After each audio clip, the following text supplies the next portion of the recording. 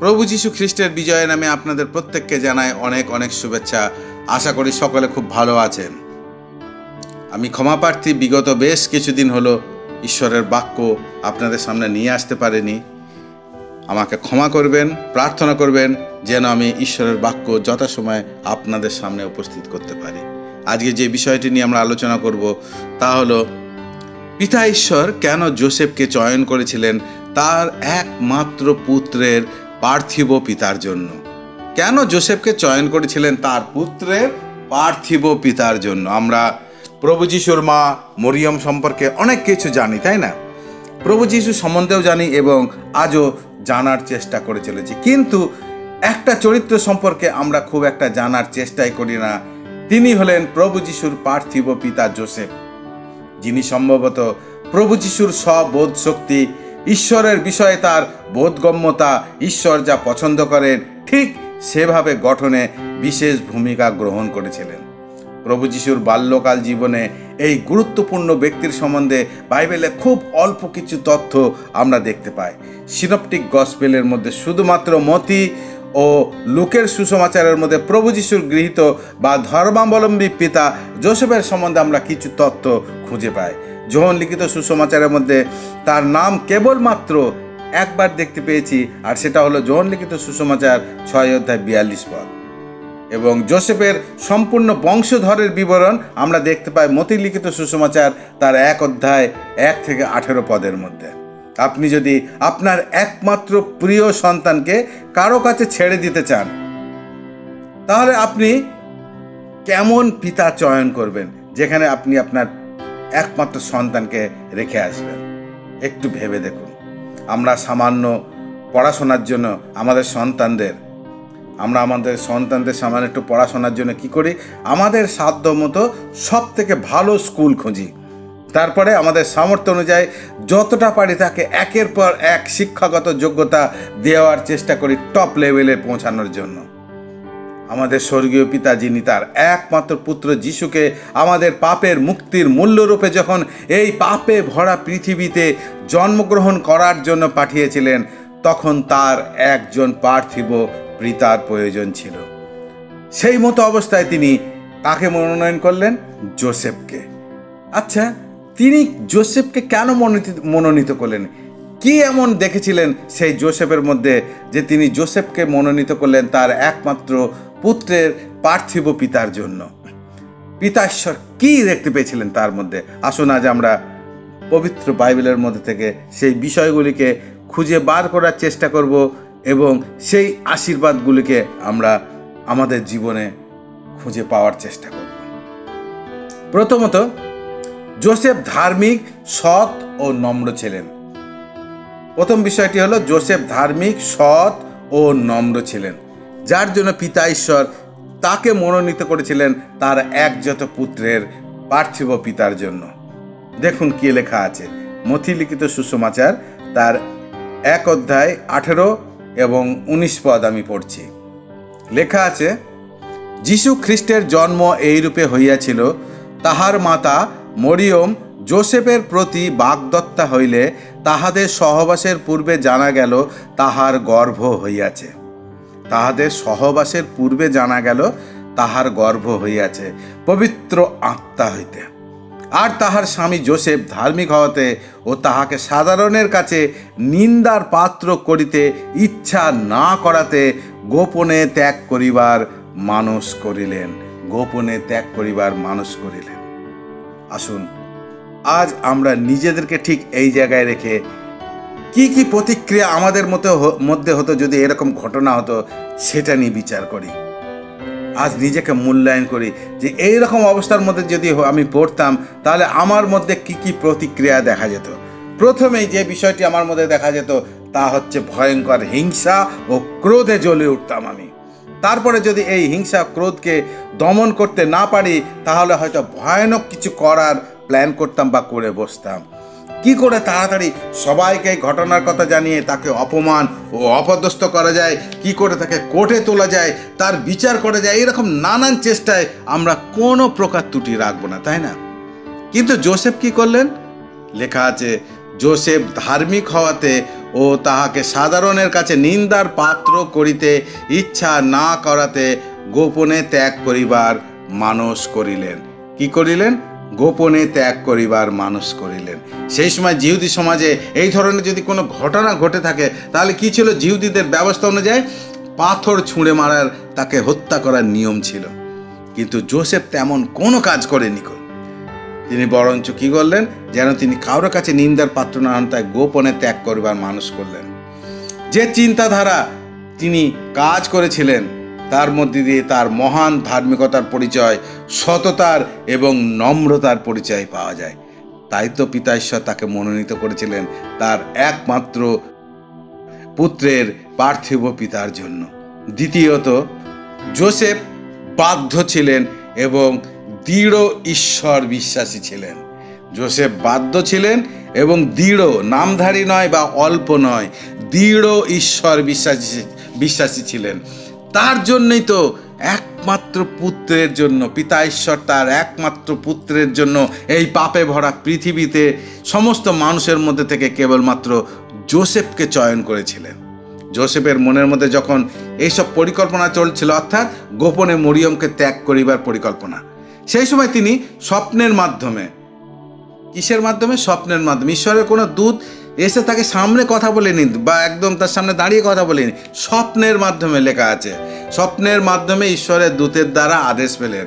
লেখা আছে, মতি লিখিত সুসমাচার 1 অধ্যায় 20 পদ আমি পড়ছি। লেখা আছে, তিনি এই সকল ভাবিতেছেন, এমন সময় দেখো প্রভুর এক দূত স্বপ্নে তাহাকে দর্শন দিয়া কহিলেন, যোসেফ, দাউদ সন্তান, তোমার স্ত্রী মরিয়মকে গ্রহণ করিতে ভয় করিও না, কেননা তাহার গর্ভে যাহা জন্মিয়াছে তাহা পবিত্র আত্মা হইতে হইয়াছে, তাহা পবিত্র আত্মা হইতে হইয়াছে, আর তিনি পুত্র প্রসব করিবেন।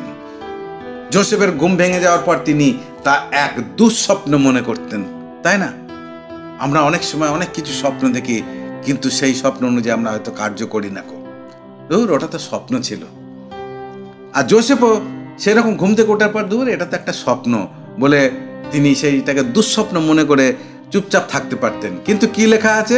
24 পদ দেখুন কি লেখা আছে। পরে যোসেফ নিদ্রা হইতে উঠিয়া প্রভুর দূত তাহাকে যেরূপ আদেশ করিয়াছিলেন, প্রভুর দূত তাহাকে যেরূপ আদেশ করিয়াছিলেন সেইরূপ করিলেন, আপন স্ত্রীকে গ্রহণ করিলেন। হালেলুয়া, পিতা ঈশ্বরের গৌরব হোক।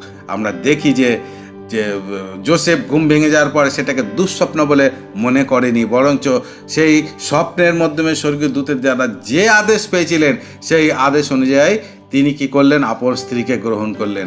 সেই সময় জিহুদি সমাজে একজন কুমারী গর্ভবতী নারীকে স্ত্রী হিসাবে গ্রহণ করা যে কত ভয়ঙ্কর বিষয় ছিল সেটা এখনকার যুগে চিন্তা করা খুবই মুশকিল এবং তা বর্ণনা করা খুবই মুশকিল। কিন্তু যোসেফ কোনো ভয় পায়নি গো। শুধুমাত্র তাই নয়, 25 পদে কি বলে দেখুন, আর যে পর্যন্ত ইনি পুত্র প্রসব না করিলেন সেই পর্যন্ত যোসেফ তাহার পরিচয় লইলেন না, আর তিনি পুত্রের নাম যিশু রাখিলেন। মতি লিখিত সুসমাচার 1 অধ্যায় 25 পদ। অর্থাৎ যোসেফ নিজের স্বার্থ, কামনা, বাসনা সমস্ত কিছু ত্যাগ করেছিলেন। তার বাধ্যতা, দৃঢ় ঈশ্বর বিশ্বাসী, এই সমস্ত মহান গুণাবলী যে দেখতে কেবলমাত্র তার মধ্যে দেখতে পাওয়া গেছিল তা নয়, বরং সেই অনুযায়ী তিনি কার্যকারীও ছিলেন। আর তাই তো পিতা ঈশ্বর তাকে মনোনয়ন করেছিলেন তার একমাত্র পুত্রের পার্থিব পিতার জন্য। হালেলুয়া। তৃতীয় বিষয়ে আমরা দেখি যে যোসেফ দৃঢ় সাহসী ও ধৈর্যশীল ছিলেন। যোসেফ একজন দৃঢ় সাহসী ও ধৈর্যশীল ছিলেন। দেখুন লূক লিখিত সুসমাচার 2 অধ্যায় 1 পদ, 4 এবং 5 পদ আমি পড়ছি। সেই সময় আগস্ত কৈশোরের এই আদেশ বাহির হইল যে সমুদয় পৃথিবীর লোক নাম লিখিয়া দিবে। আর যোসেফেও গালিলের নাসরত নগর হইতে জিহুদিয়ায় বৈতলেহেম নামক দাউদের নগরে গেলেন, কারণ তিনি দাউদের কুল ও গোষ্ঠীজাত ছিলেন। তিনি আপন বাগদত্তা স্ত্রী মরিয়মের সহিত নাম লিখিয়া দিবার জন্য গেলেন। তখন ইনি গর্ভবতী ছিলেন। যোসেফ যখন তার বাগদত্তা স্ত্রী মরিয়মকে নিয়ে বার হলেন তখন মরিয়ম প্রায় 9 মাসের গর্ভবতী ছিলেন। কতটা রিস্ক! আর সেই সময় কোনো গাড়ি বা গাড়ির ব্যবস্থা ছিল না, পায়ে হেঁটে বা গাধার পিঠে চড়ে যেতে হবে। আর 9 মাসের গর্ভবতী ছিলেন সেই সময় মরিয়ম। সেই অবস্থায় তিনি গালিলের নাসরত নগর থেকে জিহুদিয়ার বেথলেহেম নামে দাউদের নগরে গেলেন নাম লেখানোর জন্য। আমরা জানি তিনি সেখানে মরিয়মকে সঙ্গে করে নিয়ে গিয়ে কত ভয়ানক অবস্থার সম্মুখীন হয়েছিলেন। শেষ পর্যন্ত কোনো পান্থশালায় তাদের জন্য একটুও স্থান ছিল না, এতটুকু স্থান ছিল না। এক পশুশালায় তিনি কোনো রকমে মরিয়মকে নিয়ে উঠেছিলেন, যেখানে মরিয়মের প্রসবকাল সম্পূর্ণ হলে মরিয়মে তার প্রথম জাত পুত্র প্রসব করলেন, তাকে কাপড়ে জড়িয়ে এক জাবপাত্রে রাখলেন। এই সমস্ত ঘটনার মধ্যে দিয়ে আমরা যোসেফের দৃঢ় সাহসের ও ধৈর্যের পরিচয় পাই, যা তিনি অতি নিষ্ঠার সাথে পালন করেছিলেন। আজ নিজেকে এই জায়গায় রেখে মূল্যায়ন করুন, আমরা কি তা পারতাম?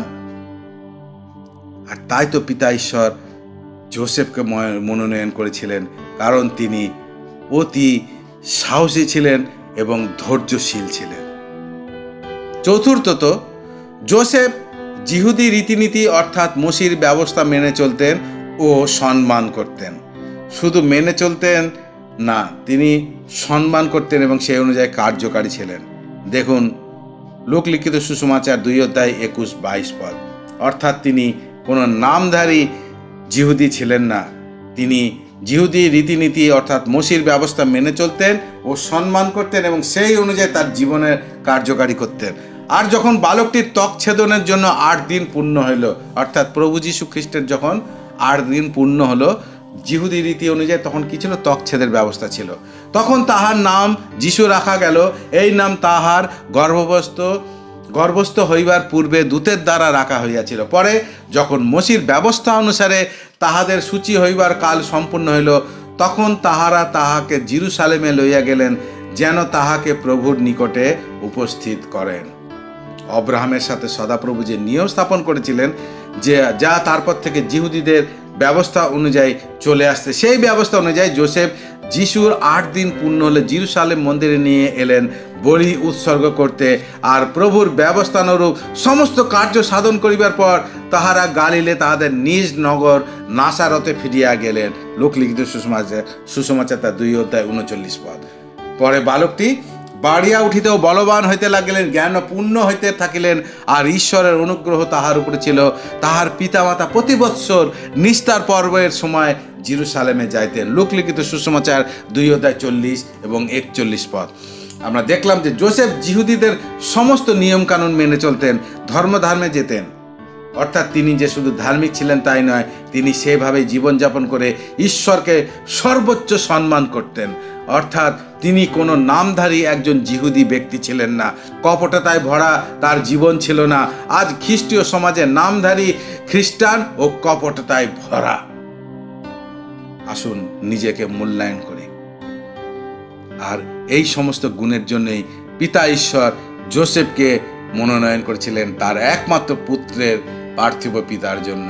এবং পঞ্চম বিষয় আমরা দেখব, যোসেফ ঈশ্বরের আজ্ঞা পালনে কখনো ভয় ভীতির প্রদর্শন করেননি বা কোনো বাহানা দেননি। আমি পড়ছি মথিলিখিত সুসমাচার 2:13-14 পদ। তাহারা চলিয়া গেলে পর প্রভুর এক দূত স্বপ্নে যোসেফকে দর্শন দিয়া কহিলেন। দেখুন এখানেও আবার সেই স্বপ্নে দূত এসে দর্শন দিয়েছে, ডাইরেক্ট কোনো দূত এসে তার সঙ্গে কথা বলেনি। তাহারা চলিয়া গেলে পর দেখো প্রভুর এক দূত স্বপ্নে যোসেফকে দর্শন দিয়া কহিলেন, উঠো, শিশুটিকে ও তাহার মাতাকে লইয়া মিশরে পলায়ন করো, আর আমি যতদিন তোমাকে না বলি ততদিন সেখানে থাকো, কেননা হেরোদ শিশুটিকে বধ করিবার জন্য তাহার অনুসন্ধান করিবে। তখন যোসেফ উঠিয়া রাত্রি যোগে শিশুটিকে ও তাহার মাতাকে লইয়া মিশরে চলিয়া গেলেন।